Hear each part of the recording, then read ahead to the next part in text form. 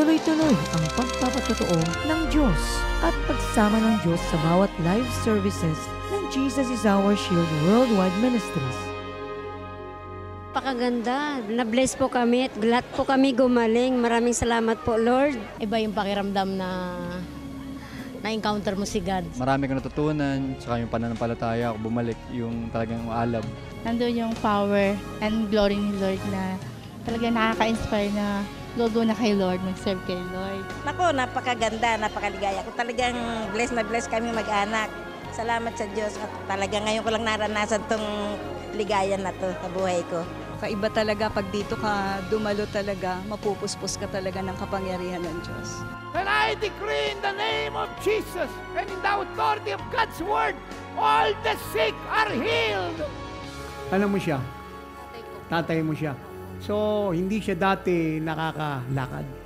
Simula pa po bata ako, talagang si tatay ko hindi na siya nakakabangon sa higaan. Pero ako'y lubos na nagpapasalamat at nagpupuri sa Panginoon dahil si tatay ko, ito siya ngayon. Nakatayo, malakas, hindi ko ni-expect na makakatagal siya ng ganito dahil 3 hakbang lang niya, napapagod na siya, hinihingal na, labas na ang dila niya. Grabe yung himala. Lahat po tayo tumayo. Palakpakan po natin si Jesus. Nung nagpunta kayo rito, yung tiyan nyo po, parang 7 months yung laki. Alam ko po, pag 7 months, malaki na po yun Po, para pong nabibinat yung tiyan ko.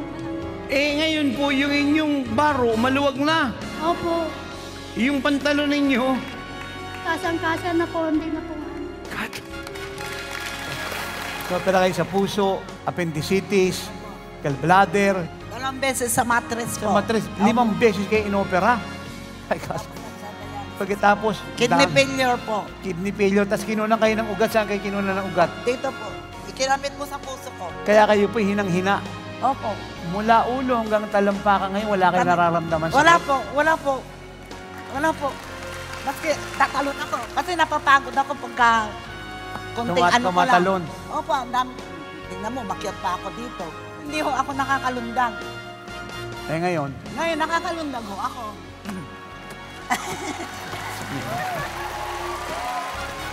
Kung nais nyo rin maranasan ang mga himala, biyaya at pagpapalang ito, kayo po ay dumalo sa gaganaping Sunday Centralized Service sa June 7, 2015 from 9 a.m. to 2 p.m.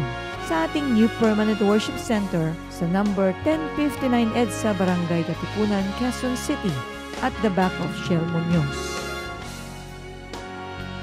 At Magalaka, Pangasinan, ang Diyos ay nakatakdang dumalaw sa bayan nyo. Inaanyayahan po namin kayong dumalo sa gaganaping oras ng Himala Miracle After Miracle Explosion na pangungunahan ng babae ng Diyos, Propetisa Elena Gacarillo. Ito ay sa darating na June 14, 2015 from 2 to 7 p.m. sa Navarro, Bukiren Building, number 1 Magsaysay Street, Poblasyon, Malasiki, Pangasinan. At sa lahat ng mga kababayan naming taga Baguio City at Karatig Bayan, oras na ng himala ng inyong buhay. Dumalo sa gaganaping oras ng Himala Miracle After Miracle Explosion na pangungunahan ng lingkod ng Diyos Apostol Renato Di Carillo sa darating na June 17 and 18, 2015 from 2 to 7 p.m. sa Baguio Convention Center, Military Cut-Off, Baguio City. Halina't dumalo, isama ang inyong mga kaibigan at buong sambayanan, lalo na ang lahat ng mga nangangailangan ng kaligtasan, kagalingan at kalayaan, at mapagpala ng lubusan. Ito po ay libreng gawain.